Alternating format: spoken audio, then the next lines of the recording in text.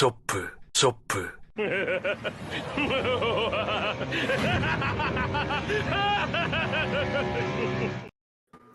Normally, I wouldn't give us the Robespierre, but given tonight's circumstances, I think it's fitting. For sure. Yeah. Well, anyways, thank you. And before we get too started, I do want to make a small announcement. Greetings, good evening, and deepest devoted salutations to both of our viewers. As a word of warning and cautious preemption of any shenanigans that Odin might be trying to pull, I do want to make something very clear. Odin is a hell of a storyteller and can be quite convincing, so I wanted to get out ahead of this. I had nothing to do with any of this show. This is entirely Odin's idea. I didn't want to watch the second trailer any more than I wanted to watch the first trailer. So to be clear, I don't want to be here. I'm not even sure who the hell this is I'm on with, and I fully disavow everything that's about to happen.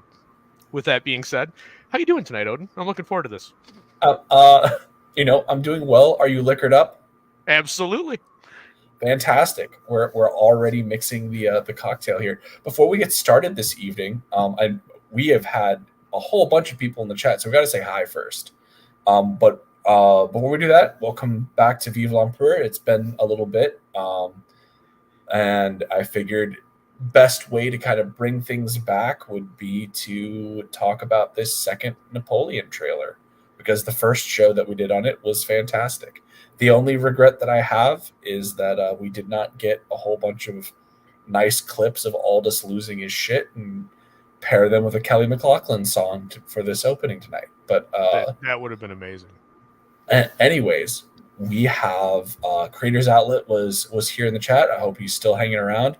Thanks so much for hanging with us tonight, Will. We've got Nefarious in the chat. Oh man, Neff. Oh.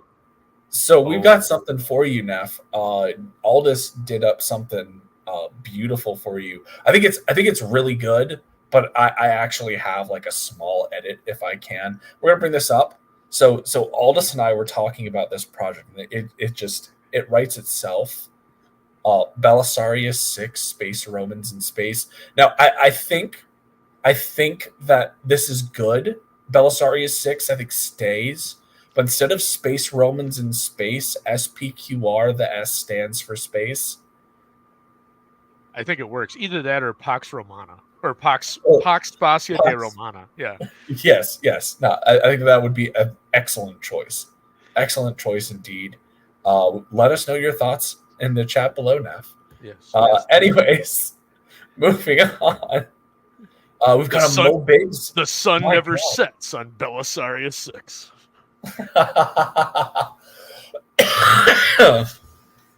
Because it's a geostationary planet. All space one side of it always faces the sun.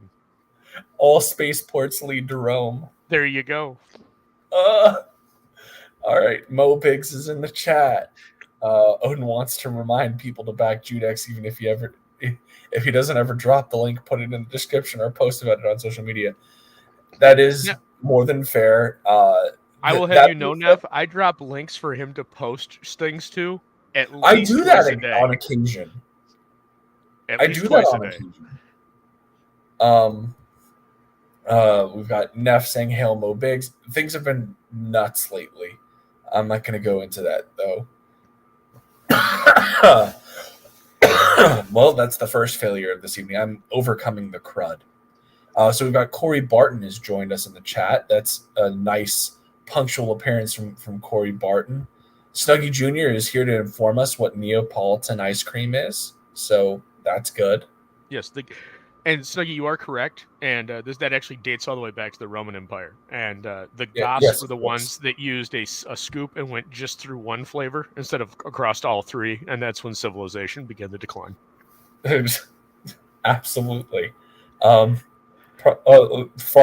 It's absolutely cited in some anonymous historian, probably. So, Kayla, oh my goodness, this is a first time having Kayla in the chat during our show. Thank you so much. It's good to see a new face. I mean, we've talked before on streams, but you've never been hanging on the chat in my show. That's awesome. Odin's getting flummoxed because there's a girl in the chat. Oh, yeah, I know, right? Mo Biggs is saying hi to everybody. And Kayla is listening to us while she's stuck in traffic. I mean, that's fair. We're Good chat though. I can. There's apparently our first trailer watch had some legs that built this up. Oh, we've got Miranda Mary is in the chat. Hello. Snuggy acknowledges the truth in your words, Aldous. There's no need to acknowledge it. Nev knows this. You don't have to tell me I'm right. I just know. Kayla is informing you that there are technically 2 girls in here, and it says hi to Miranda. You're getting shit, Aldous. I know. I didn't see Miranda, and that's also I didn't want to point out that there were 2 because then he'd be even twice as flummoxed, and we've got to get through this trailer. Ogden is wise to not promote Judex. If the book gets associated with lines like "Every spaceport leads to Rome," the refunds will blot out the sun. A campaign of bricks to a campaign of dust. Oh, I love it. Goodness. Mo vicious already. We haven't even gotten to the good stuff yet. Miranda says that she's Cena. All right. Well, I think that we're all caught up with the chat. We will be sure to pull up your comments throughout the show. But really, the main event of this, and the reason why we're all here, is the release of the second trailer of Napoleon, the new Ridley Scott movie. You ready, Aldous? I am, but before we talk about this, can we just mention the fact that when we watched the first trailer, there were rumors that there is going to be, like a 5-hour director's cut? It's a 4.5-hour director's cut, and the additional hour and a half is all about Josephine. Yes, and I believe we called that. So I would like to give us both our appropriate kudos for referencing the fact that I'm sure everything they cut out was in reference to Josephine, and we were proven correct recently. Like Ridley Scott straight up said that like the extra hour and a half was all delving into the backstory on Josephine. And I was like, yes, because what you need in the Napoleon biopic movie is more Josephine. Exactly. All right. Let's get this underway. Mo kicking us off with a great comment. What the fuck? Why is Napoleon white? Because this is not a Netflix adaptation. All right. Here we go.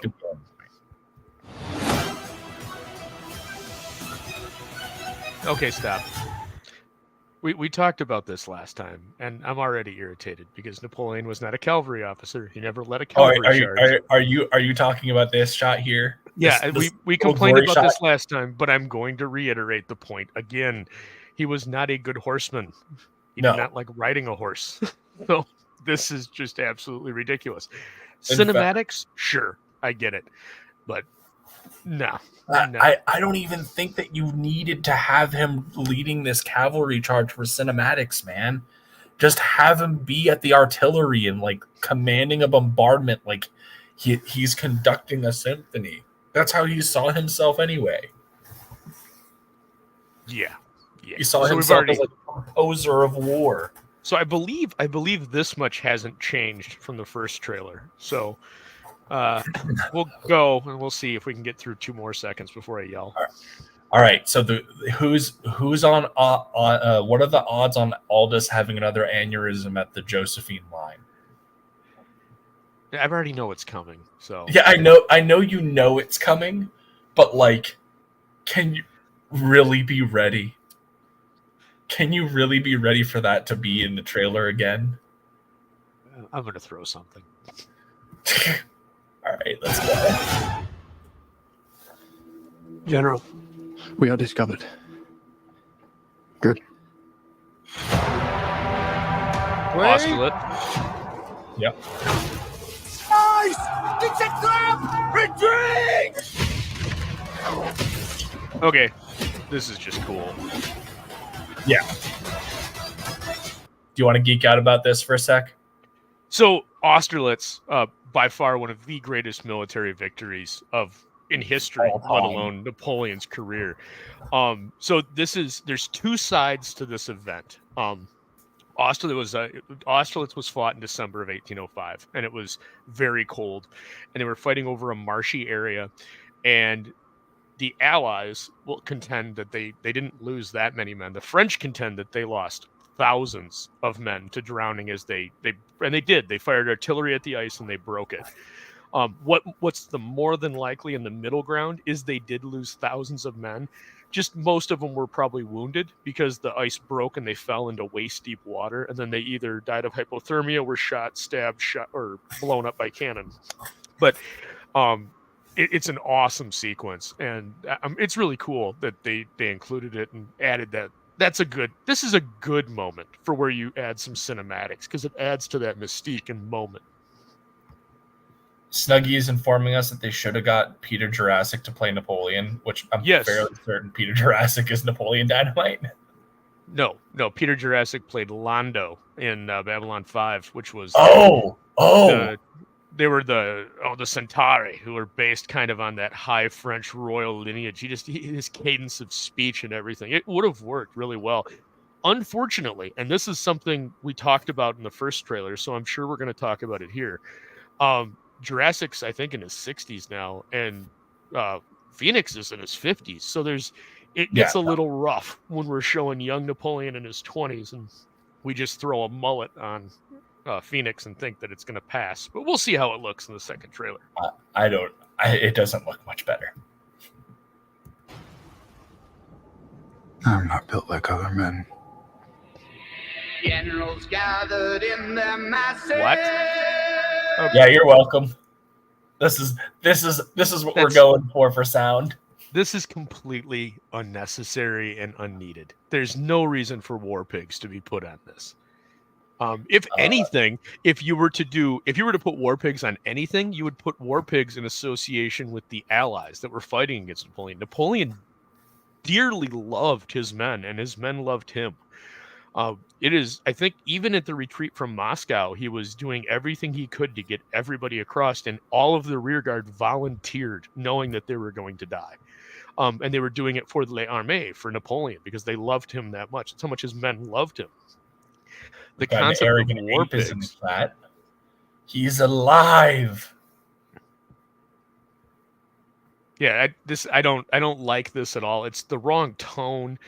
And I get what they're going for. It's a song that everybody knows. Yeah, but the context of it is totally wrong for this. Now, also tone-deaf decision making. Yeah, I don't remember this scene from the first trailer, and granted that was like 5 months ago. But this whole dress of him is wrong. Napoleon was minor nobility, and granted it's minor Corsican nobility, but he was still minor nobility. He wouldn't be. He dressed still as had a enough commoner. money, dude. He was going to fucking Sancerre military academy. Right. He would be wearing his cadet uniform, which would be high collared and at least consist of an overcoat and a dress shirt. He might have traditional, like, just standard riding pants on. But the hat's wrong. The long hair is accurate. He did have long hair. In this time period, there's that famous Corey painting Barton, of him. of course, thinks the choice of this song is perfect and makes the trailer 1,000 times better. Right. But yeah, I mean, in this, he's probably supposed to be, in his 20s, and Phoenix is looking every line and wrinkle of his 50-plus years. So, bro, he should eat. At this point, it's like, if this is him arriving to Paris... Well, yeah, then he's like 16. Yeah. It's like 1792. Because he's in Paris briefly during 92. Yeah, this is...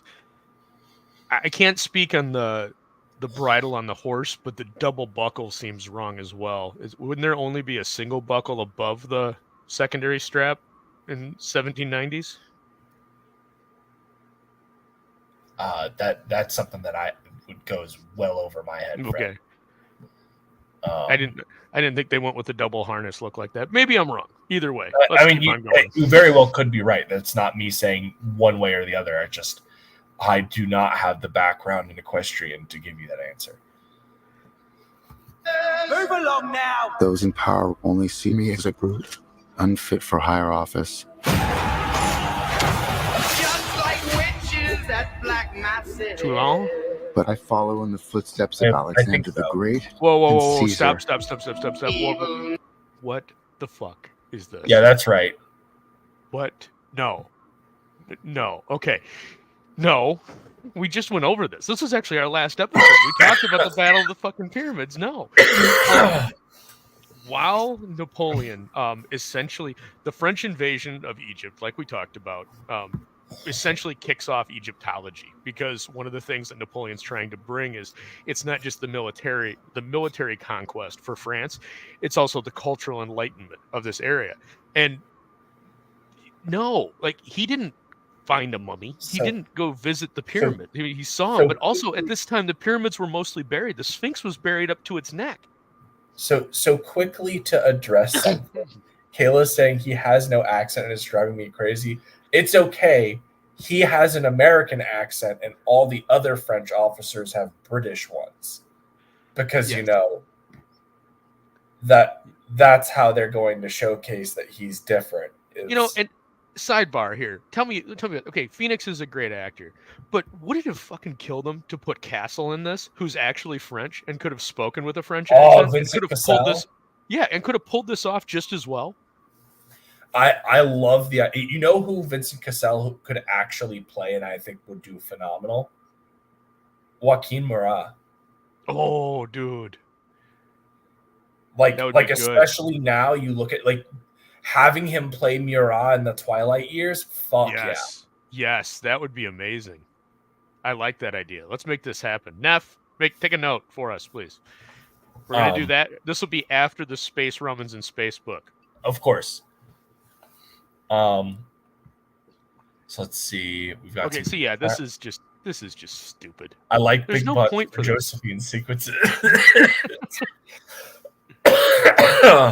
Fair enough. At least not a rap song. So yeah, but I mean, this isn't the right movie for either of those things. Kayla's calling out the lazy accent. The Mummy is in this, so like, yeah, like this is absolutely asinine. When Napoleon was in Egypt, he didn't do anything fucking like this. Yeah, I thought the acting would have been better. It looked bad in the first trailer. Everything looked bad in the fucking first trailer, and yet everyone's fucking fapping over this, and I can't stand it. Well, okay, if I can get, I'll watch it. If I can get a 20-minute, even semi-accurate Austerlitz sequence, I'll be happy. Aldous, you do know that this is going on Apple TV. I am going to make sure that you and I do a whole fucking live show. Oh, that's fine. Of I'm us good with watching it. I'll figure out a way to do it so we don't get copyright struck. I might have to like put like a watermark or something over the thing as we watch it. I know that people do like show the episodes that they're watching and their reactions to everything. So I just need to figure out. I think given our standard format that we can't get more than 6 to 8 seconds done until we pause it and talk, I think we're going to be fine. So yeah. But anyways, Miranda's pointing out in the chat that but that was T-Pace singing, wasn't it? That doesn't sound like Ozzy. No, I think that was Oz. That might have been like a new edit or something. Like a remix or remaster. Yeah. Minds and blood destruction. If you look down, you'll see a surprise. Once you see it, you will always... Stop right there. Stop. Again. Okay. Based on Josephine's history, nobody would be surprised if he looked down. Yeah, no, I was about to say, I was like, that's accurate. Right. She no, it's not accurate. There's no surprise there. Half of France has been there. Yes. As Oversimplified put it in their video, is like, oh man, Napoleon's is Josephine. She's a great kisser. Right. Yeah. And everyone in the room just feel like it was like everyone's commenting on her kissing, and Napoleon goes, "Is there anyone in France she hasn't kissed?" And they all just go, "You." Right. Get sad, Napoleon. So, anyways, that is actually, historically based off context, I would put that in the vein of that is feasible that she just lifted her dress and said, "Hey, check it out."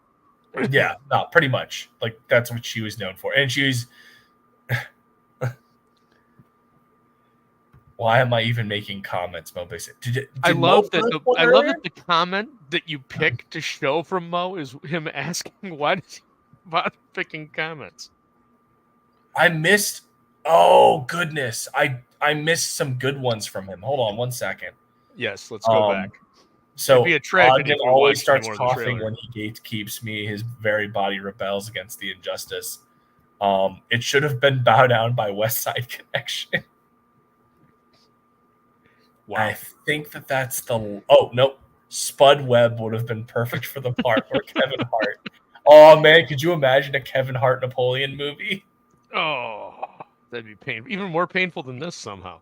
Now, the other thing, since we commented on it in the first trailer, and this is actually a really good scene to comment on it. This chick is like, what, 8 years younger? How old is she? She's like in her 30s or something? Oh, dude, like yeah, no, like she's in her early 30s. Like Yeah. she's actually so like the shitty thing is that she's actually in the right age range Yes. to play Josephine. It's Yes. just Joaquin Phoenix is 50 going on 70. Right, because Napoleon was 6 years Josephine's junior. Exactly. Napoleon preferred easy conquests on and off the battlefield. Oof. I don't know if I would consider any of his military conquests to be easy. He had odds against him in pretty much every campaign he was in, and he still won. But good burn.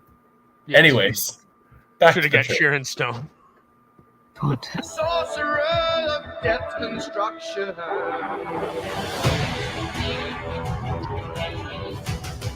Wait, whoa. I must Go pause. Can you Yeah. go back like just a little? Okay, so a little bit more.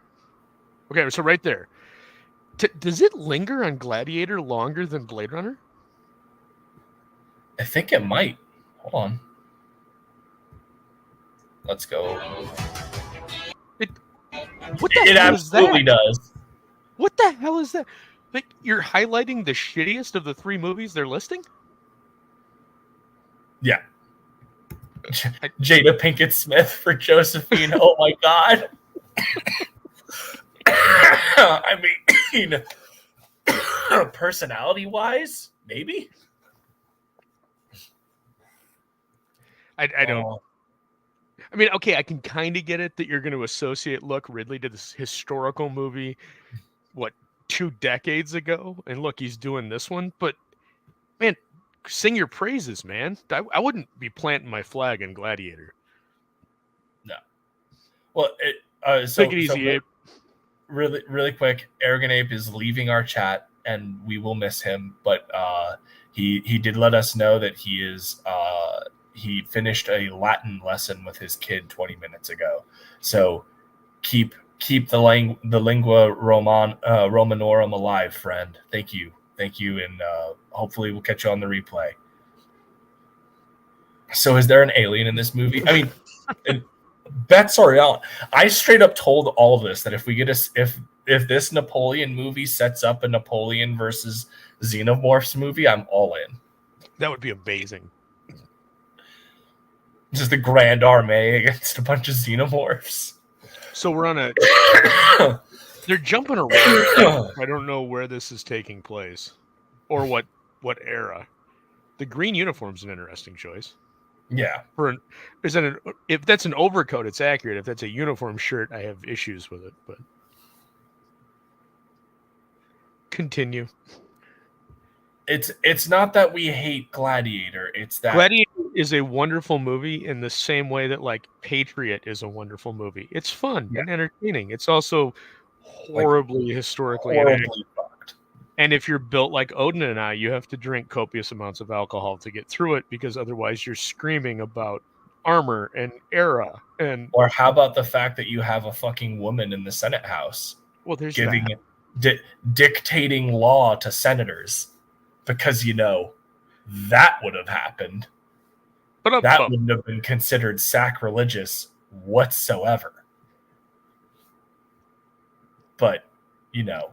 So yeah, fun movie, absolute historical dumpster fire. Yes. Outside of the opening sequence, which was pretty fun.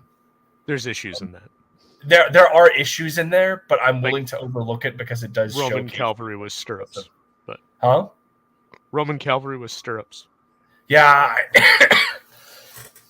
I know, but you're not going to be able to, like, most of those Hollywood actors aren't going to be able to ride horses without any of that shit anyways. Like, I think that they even had stirrups in Oliver Stone's Alexander. Yes, they did. And, like, they definitely wouldn't have had stirrups then. Nope. So, yeah, the fun continues. We're really fun at parties, Corey. Napoleon in the Kingdom of the Crystal Skull. I'd watch it. I like it. Napoleon somehow gets pulled out of time and has to assemble, like, ancient artifacts. That sounds wonderful. That sucks. I wish I knew all of this when my professors assigned watching Gladiator and The Patriot as history assignments. Well, I don't know. I can rant a little bit, but we've been delayed long enough. We can just continue. I'll let that one slide. All right. I must warn you, I will not lead a second in command. I will win by fire. I am destined for greatness. Here we go. Yep. That was Marie's head. It looked like they showed a couple. It's hard because they're showing segments in his career when he would be talking about Toulon. Yeah. And that he would not lead a second in command. Well, he does, and he ends up breaking this, winning the siege. But I couldn't tell if the scene, there was like two. He doesn't wear his hat like this fucking ever. No. Well, the hat's period accurate, but more than likely it is period accurate. But Napoleon always wore it sideways. He wrote that was like a defining characteristic of him even early on. Yeah, but I don't know when Marie Antoinette was beheaded. 1793. I don't know if he'd even be wearing that. He'd be wearing a tricorn like most everybody else. Pretty much. Or, more than likely, he would be going hatless because he was known as a young man to go hatless frequently. Yeah, that's fair. Because I mean, the famous picture of him in Italy leading the fucking charge. Right, his long mullets flowing in the air as he's yelling at the men. Yeah. Should be pointed out, not on a horse. Yes. Marie Antoinette died years before Nappy came to power. That is correct. All right. Well, damn, I thought she was supposed to be better. For the time period, she was an attractive woman. Well, you also have to understand that she was imprisoned and... Yeah, that's also fair. She had been in prison for about a year and a half at this point. And had seen, like, literally her entire family get chopped. They were pulling them out one by one rather slowly. I think she was the last of the Capets to go. Yes, she was. Oh, wait. Did she have a sister that went at? There might have been one after that was like minor. But yeah, it was a big deal when they finally got... They had a big build-up. It was like when you have a boxing match. She was on trial. You have a couple of the smaller cards, too. And then you bring out the title card. Yeah, like she was the main event everybody wanted to see because everyone despised her. So Comics Mate has joined us. Hail, Dean. Welcome to the chat. Dean, the Bill Finger to your Bob game. Kayla says that, yeah, I guess imprisonment would make you look like that. Look like the Evil Dead. Yeah, indeed. When you got to remember, especially like 19th, like late 18th, early 19th century Parisian prison. Right. Well, and that's what I was going to get at. Like, dental work is not exactly what it is now. So a year and a half in prison eating very poor nutrient level foods and not having much hygiene, she'd be losing teeth. So yeah, no, like 100%. And one of the other common things amongst a lot of political prisoners during that period of time was a lot of them got scurvy as they were in prison because they didn't have any access to fruit or vegetable. They were just given bread, water, and spoiled meat. What if we get a remake from the creators of the Emu War movie? There's a fucking movie about the Emu War? What? Did the Emu win an Emmy? Do you not know about the Emu War? Oh no, I know about the Emu War. If there is a movie about the Emu War, I need to find this. I think that was probably Australia's second finest hour. Obviously, their You mean the finest fact that hour the being- Australians lost to the Emus twice and then rallied Yes. for a third? I think that's probably their second finest hour. Their first, obviously, being the release of Crocodile Dundee. No shit. Dean is saying there are 2 movies about the Emu War. Bro. Oh my god. Dude, we have a new mission in life. Press pause on the Napoleon thing. We're watching these live. No shit. That's going to be amazing. Oh, all right. Back to the trailer. Okay. I apologize, people. Greatness. Odin has consumption. Yeah. I found the crown of France. You think that's Murat? With the way that his hair was done? Maybe. This guy. Yeah, probably. They're just I would say that they're that's just probably doing Murat. a bad enough. They're just doing a good enough job and half-assing it that's probably Murray. Yeah. I found the crown of France in the gutter and placed it atop my own head. What do you think of that line? If they're citing a specific quote there, I would be very interested to know where it's sourced from. Because the one thing Napoleon was a brilliant man when it came to personal publicity and promoting himself. He would never say that he placed the crown on his head. I would be shocked if there's an actual quote out there where he said that. No, he has the Pope come and he places the crown on his own head, but it's also not the crown of France. It's the crown of the Holy Roman Emperor. But I'm saying he wouldn't say that. Exactly. He didn't need to have an election. He would never have called it the crown of France. They just fucking deposed a monarchy. He's likening himself to Augustus. He would never have. That line made me fucking itch. Well, and even then, he's got there's the famous quote from when he was a younger man where he says, what is it? It's like on Corsica I was born, and with that I was given a fierce love for my homeland and a fierce desire for independence. I can't remember the exact quote, but he wasn't French. He viewed himself as Corsican. His family was part of the Corsican independence movement, and he believed in it. Yes, up until a point. Once the revolution started to happen, he realized that hey, this is freedom for everybody, and that's his ideology, right? So he views all monarchies as a Corsican, as a subject of France's monarchy. He views all monarchies to be bad, and that's what he does across Europe. Is when he conquers a country, he destroys the monarchy. Snuggie said, I saw the crown of France laying on the ground, so I picked it up with my sword. Interesting. I would never. Does he say he put it on his head? Because I picked it up with my sword is an entirely different context than I place it on my head. Yeah. I mean, he had an election for a reason, and you can talk all about, was it a sham election? Yeah, but it's all about the appearance of things. It's the people. It's about what's best for the people.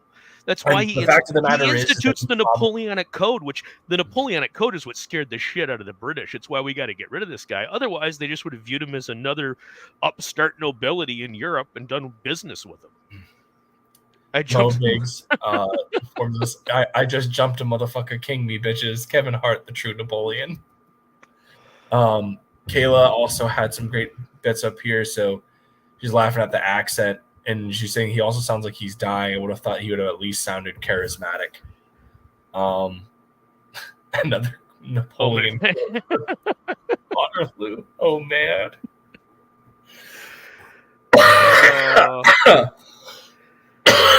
God damn it. Okay. All right. This fall, Michael Odin dies. It's all good.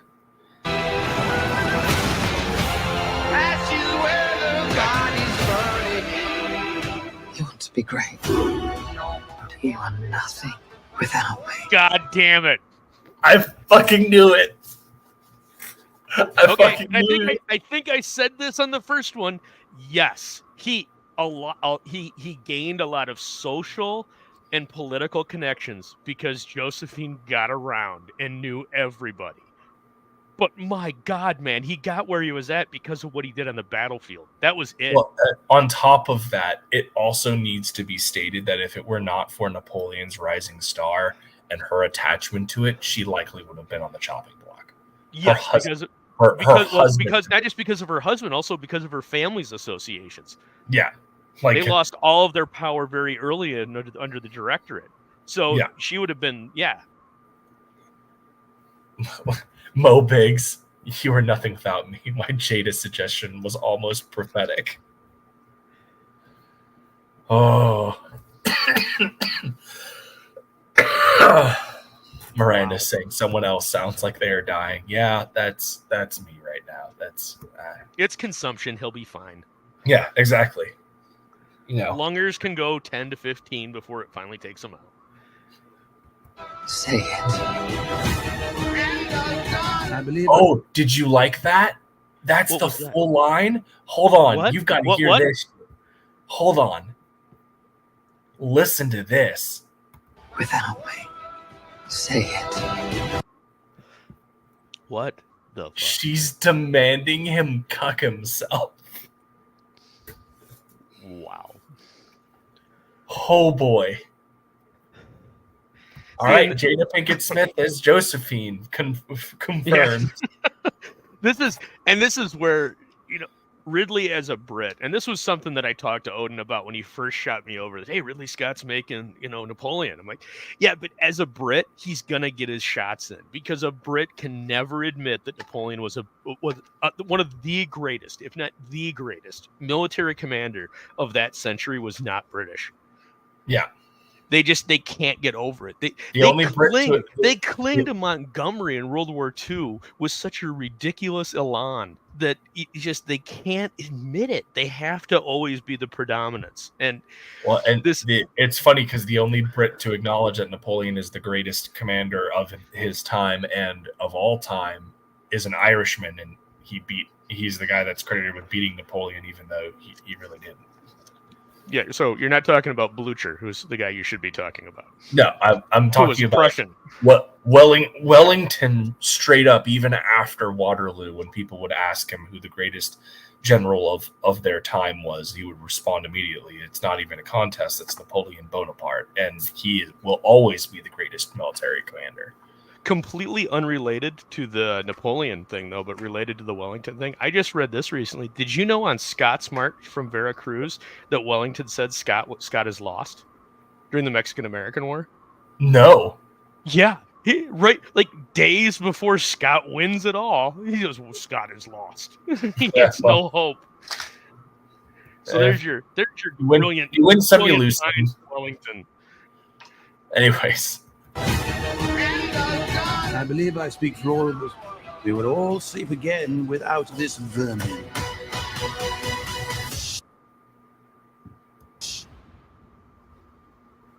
Whose country are we in?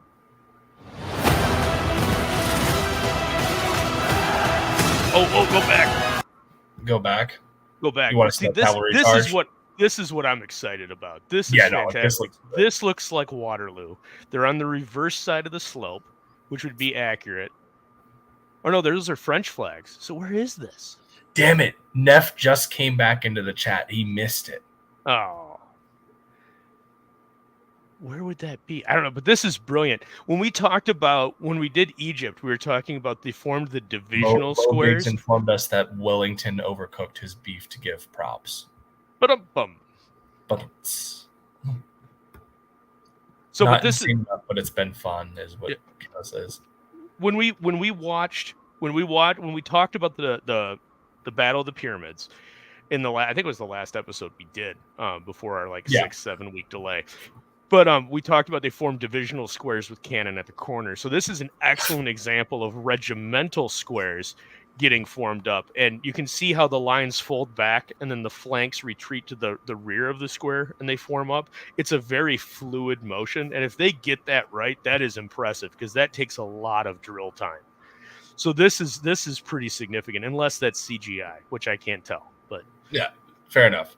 Mo Biggs wants to know why they aren't playing Waterloo by ABBA. I don't know. Don't have an answer there. I've always been more fond of SOS personally, but All all right, continue. Mine.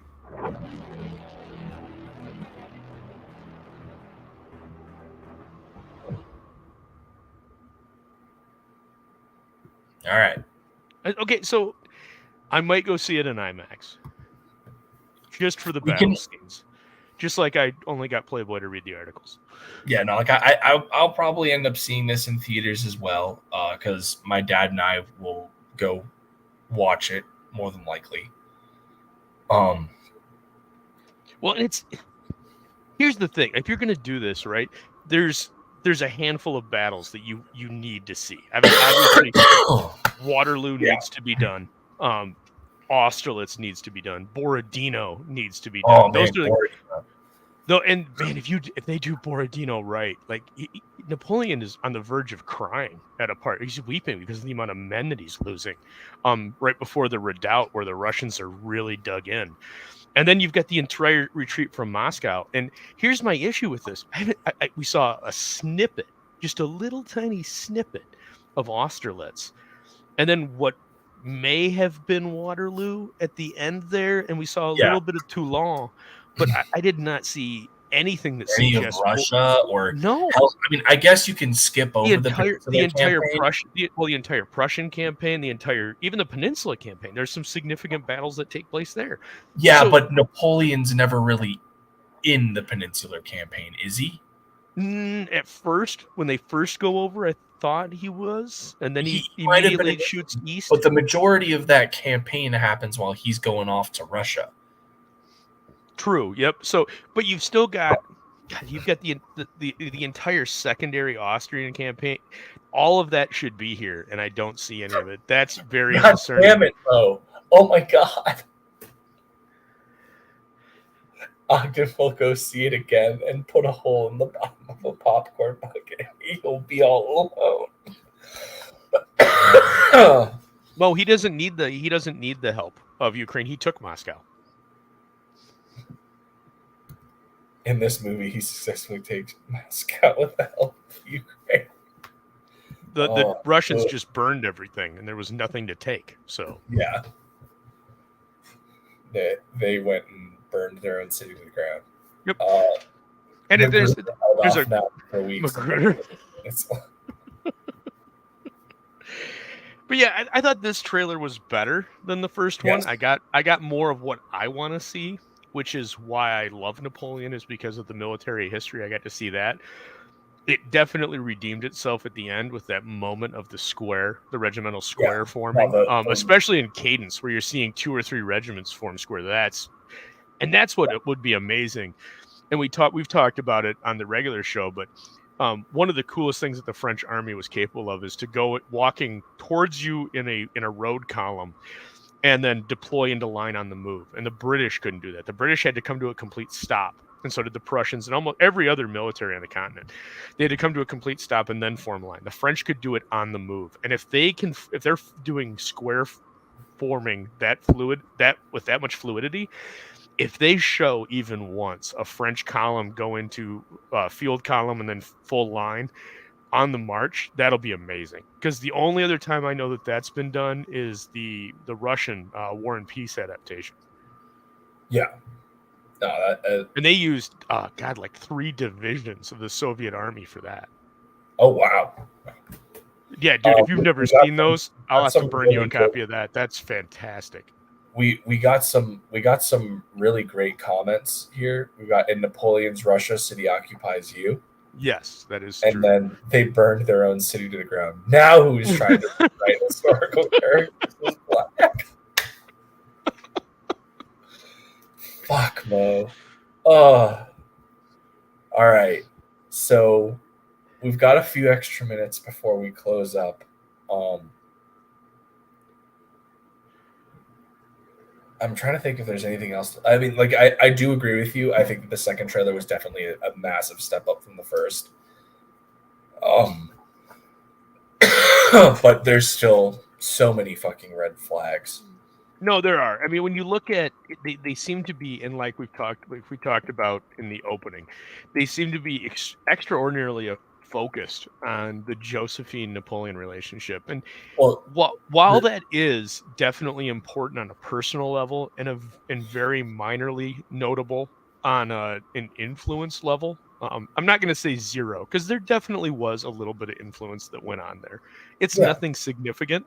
But one of the things that when you're talking about Napoleon, the main thrust of what you're talking about is he wanted the people of France to be great, and he wanted the people of France to truly be free. I mean, if you look at the Napoleonic Code, which is obviously his rule set, it puts everybody under the same umbrella. Because again, as a Corsican that suffered under the tyranny of the crown, he was looking for equality. Everybody is equal, and that's what scared everybody.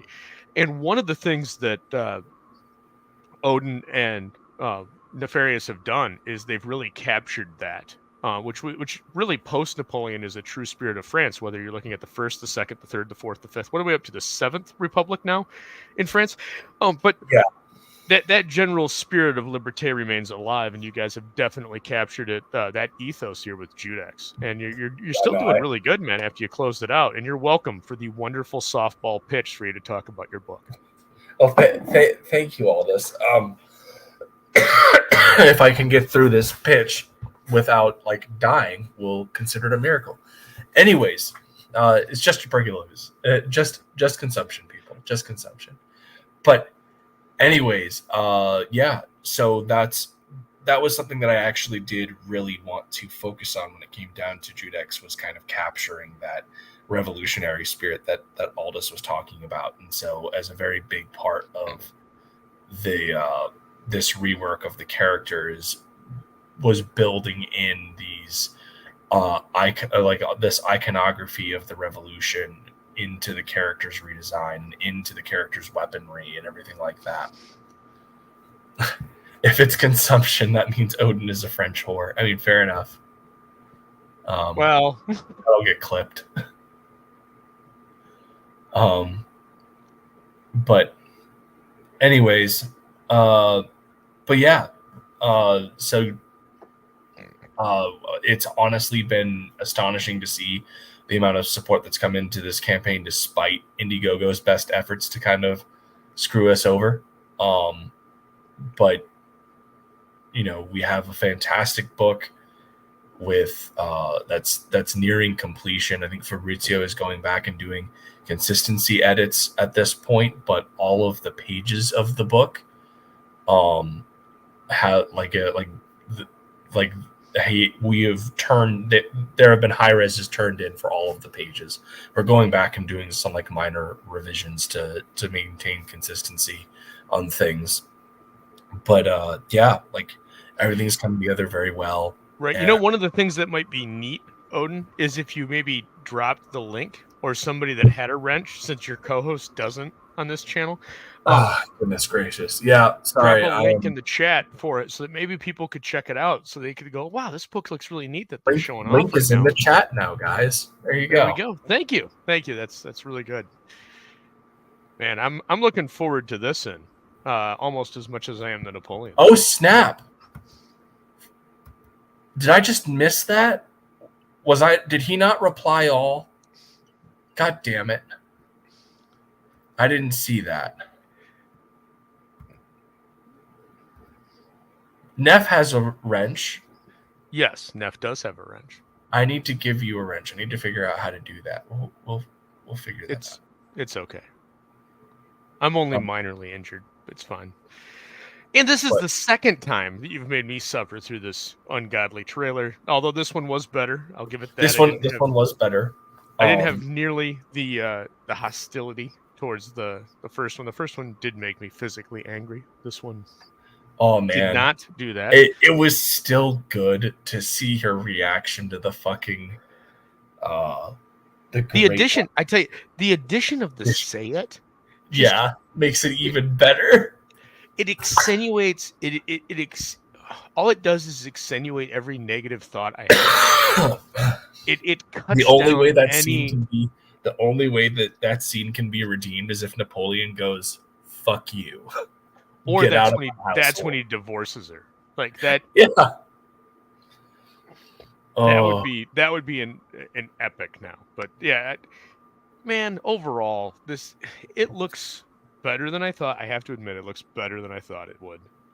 Based off of some of those battle scenes.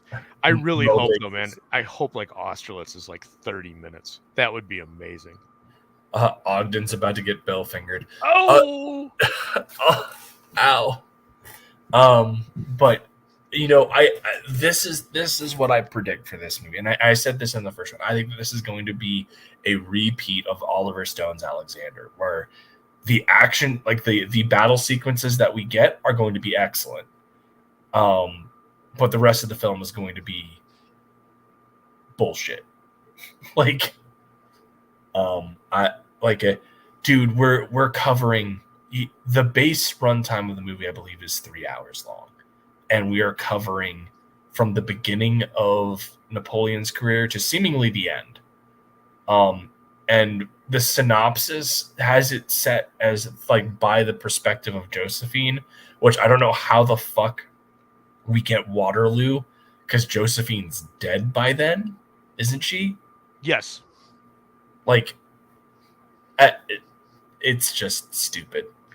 No, for sure it is. It's only 157 minutes, so it's like 2.5 hours.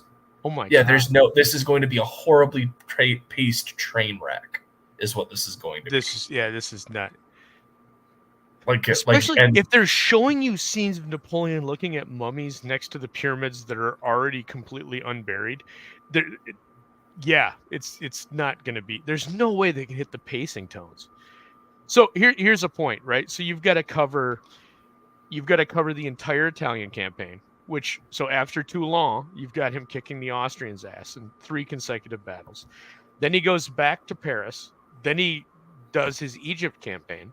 And you've got to cover the Battle of the Pyramids and the naval battle, because you can't do anything else after the Battle of the Pyramids that makes any sense unless you cover the French fleet getting destroyed. And then you've got to cover him beating the hell out of everybody, like winning decisively every victory and still being outmaneuvered by the British Navy. And so he's got to leave anyway. And the devastation that caused him. And then his return to France. And that's 2 hours. Goodness. Mo Biggs, damn it. I'm putting myself on mute. Okay. While Odin's on mute, I'm going to tell one of my favorite Bob Kane stories. And that later in his career, Bob Kane had gotten to the point where he never drew anything. He never drew anything on the Batman comics at all, right? He had a deal with DC where DC had to buy every page that Bob Kane did of Batman. So Bob Kane farmed out all of his work and then just said he did them, and then DC was forced to buy them. So Sheldon Moldoff was ghosting almost everything at this point in his career. And if he didn't, it was someone else that if Moldoff couldn't get it done, Kane found somebody else. And the only thing Bob history on Bob Kane now. I'm telling a story. Shh, quiet. Put yourself back on mute. So the only thing Bob Kane's drawn at this point in his career is like usually when a pretty lady would walk over to him and ask him for a sketch, and he'd give a little sketch on a napkin. So one day a bunch of people are over at Bob Kane's house, and Kane's all excited, right? And he goes, "Hey, I got to show you something I'm working on." And he takes him into this back room of his house, and it's his studio. And everybody's kind of shocked that he even still has a studio, because everybody knows that he's not drawing anything. And it's filled with nothing but paintings of clowns. Full-size clowns, 3 clowns, a big clown face. It's just painting after painting after painting of clowns. So a couple months after this meeting, 2 of the people that were present at that meet up at the DC office, and they catch up. They go out for lunch. They say, "Hey, did you hear what Eddie Heron's been saying around the office?" And they go, "No, what?" And Eddie is an up-and-coming writer at the time at DC, and he tells the story, and he goes, "Bob's getting sued by his ghost artist." And everybody's like, "Holy shit, one of the Batman ghost artists finally sued him?" And he goes, "No, the guy that he had paint all the clowns."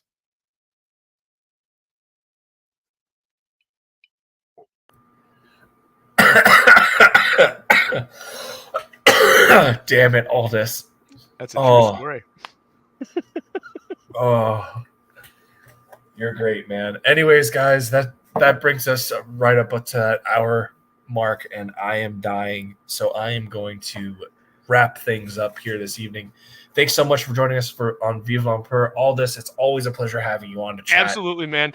We're hoping for next week. We're going to finish up the Egyptian campaign and get our ass back to France so we can really get this Napoleon ball rolling. But no promises. One of the two. It's either going to be next Monday or the following Monday. We're back on form. Oh, bring up that thing really quick for Neff because he didn't. Oh yeah, just a minute. I got that. I've got that right here. I can pull that up.